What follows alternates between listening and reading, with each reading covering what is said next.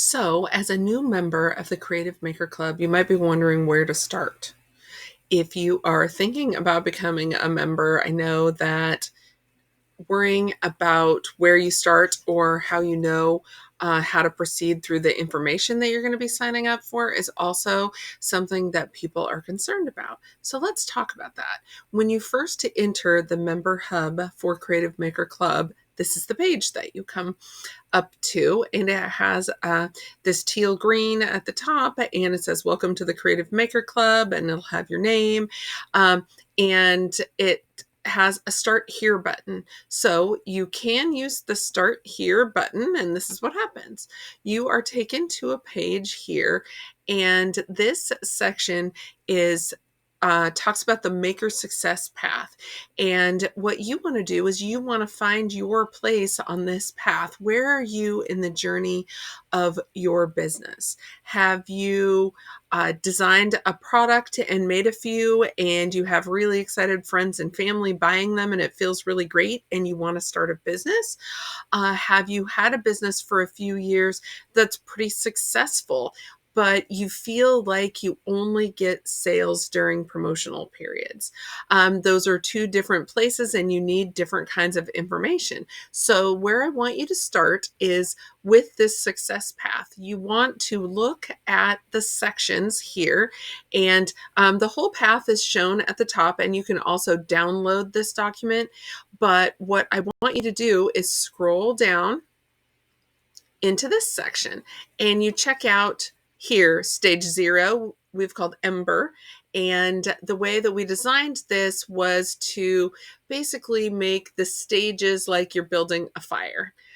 You create their embers and a little bit of smoke at the beginning of creating a fire, and then it grows over time until you have a huge bonfire. So those are just ways that you can think about the growth of your business. So here in stage 0, we've called it Ember, and each of the stages is going to have milestones, and that's where you are right now. The milestones that you have passed to get to where you are now. And so that might help you decide which stage that you're at. And the other way that you decide is by looking at these feelings and see, hey, are these some of the feelings that I'm having right now? So on stage 0, we're saying that is people who have a product, but most likely haven't owned a shop and have probably sold some of their items to family and friends.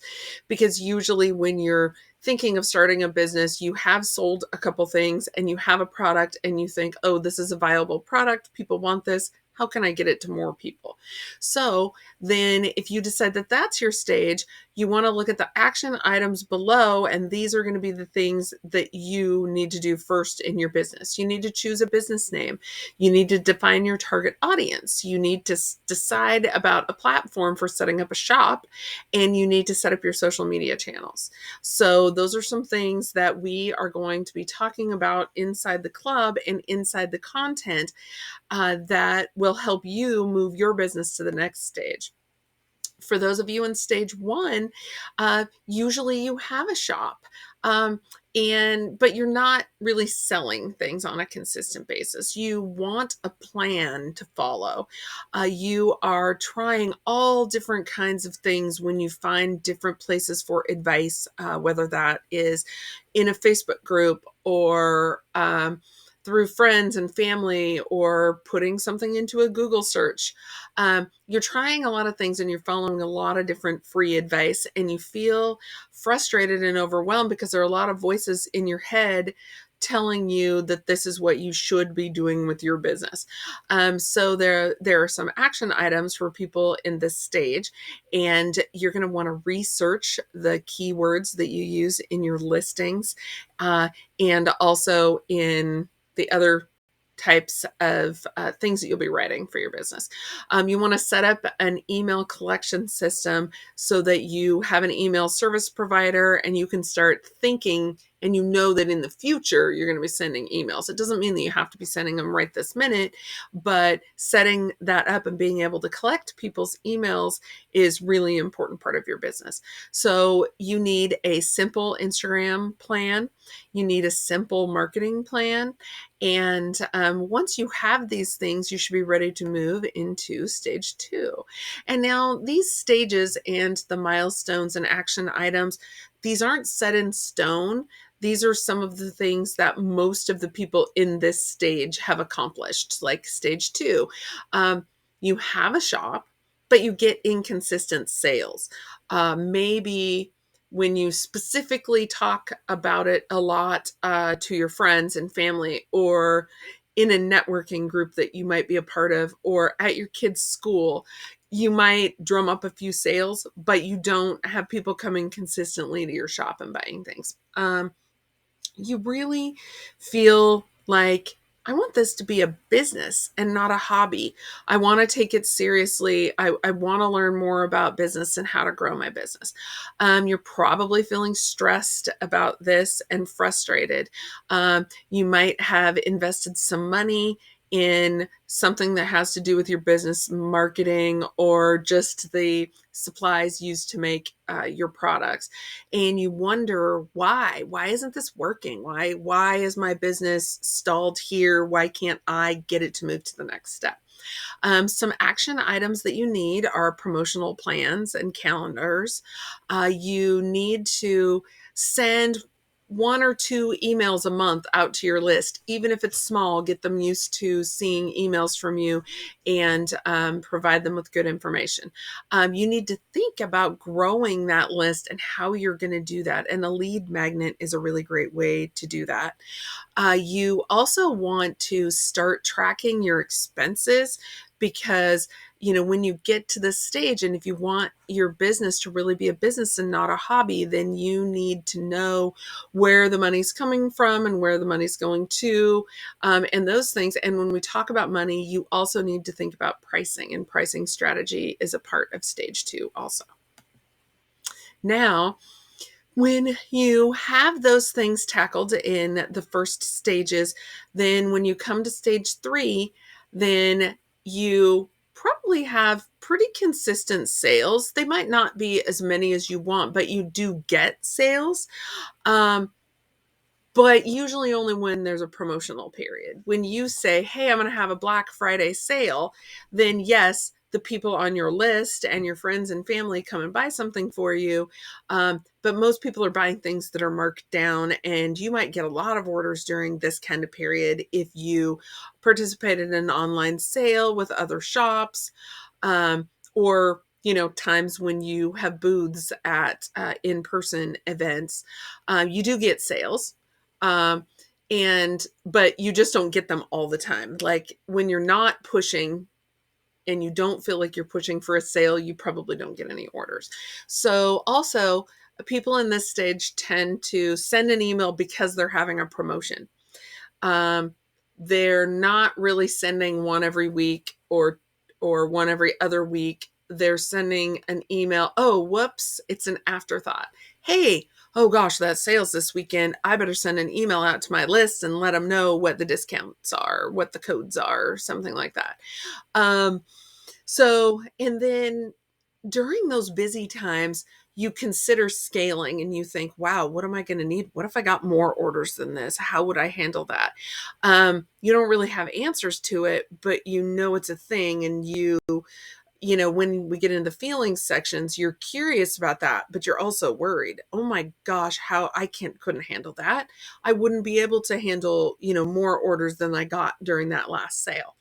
And you feel like you're on a roller coaster, because while you're worried after the sale and wondering, like, I'm going up. I'm really excited about my sale. I get a bunch of orders. I feel really great. This is a real business. I'm excited about this.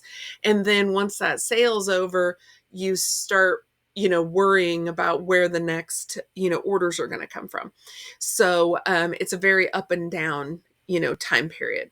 The action items that you need to take here is you need to start sending 1 email every week, so that your list is used to getting an email from you every week. They're not all salesy. You use topics for them so that um, writing them doesn't take as long. We talk a lot about that.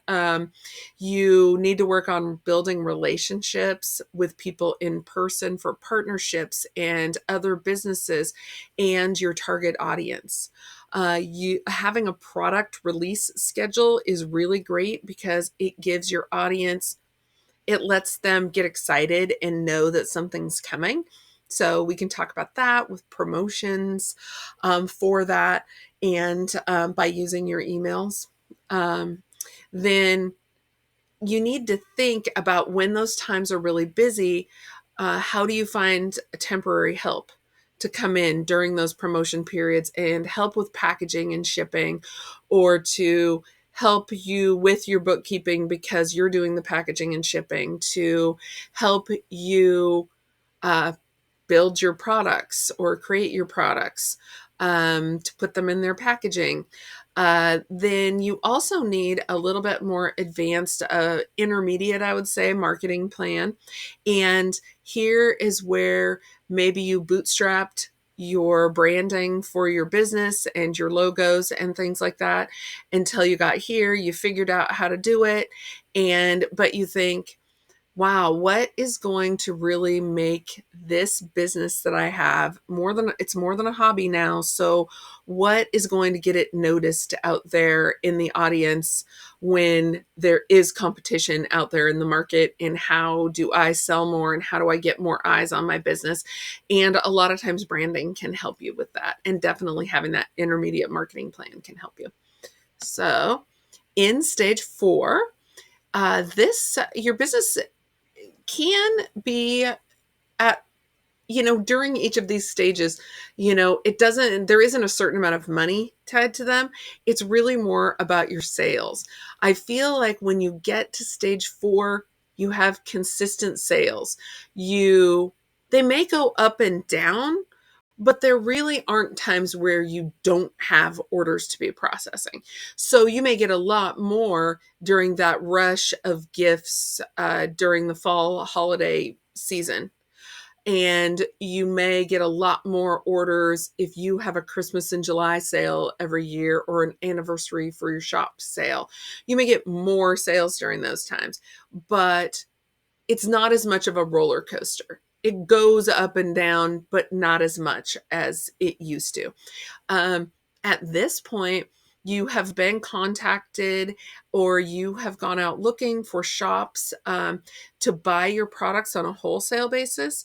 Um, you really would like to have more of those, but you do get some orders, just not as many as you like. You know now that you want to scale in your business, and there are certain parts of it that after the time period that you've had it, and now that you have those consistent sales, you think, gosh, there's some parts of this business I don't like very much, or they're not my favorite part. And that varies for everyone. But usually when you get to this stage, you start thinking about that. You're not in as much of a survival stage anymore. You want to scale. So you've hired some temporary help, but you know that you need help on a more consistent basis. You're probably feeling proud of your business, but still overwhelmed when you really think about it. You're scared sometimes that you can't lead this business, like it's going to get out of your control. You want to work less, but still sell more.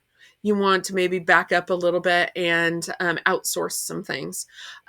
So the action items that you take here are setting up systems in your business so that you will be able to have more help. You need to learn more about hiring and maybe outsourcing to people who, maybe you send things to be produced at an offsite place. Maybe you hire someone to come in and they're in your office helping with a lot of different things. And you need to consider those options for scaling, that there are some things that you probably haven't thought about. It doesn't always mean that there is a big production facility in your garage and you have hired 10 employees or something like that. There's a lot of different options. So that's what we think about stage 4. And then when we get to stage 5, this stage is one where when we get here, it's not that we're trying to get past this stage, it's that we're trying to keep our business from slipping out of this stage.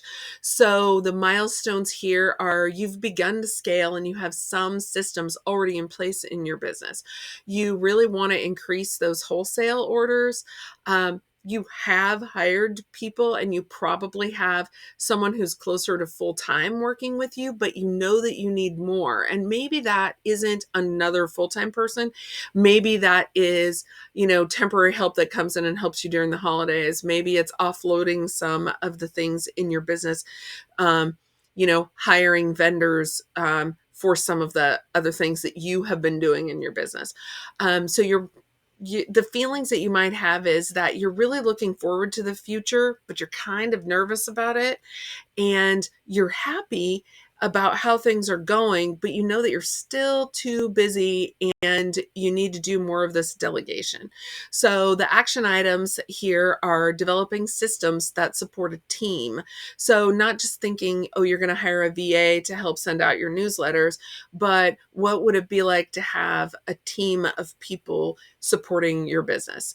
You're going to look for those gaps to fill in your business where where is it that I could need help? Where does the system break down? Where could I have different kinds of tools and machinery to help me do that?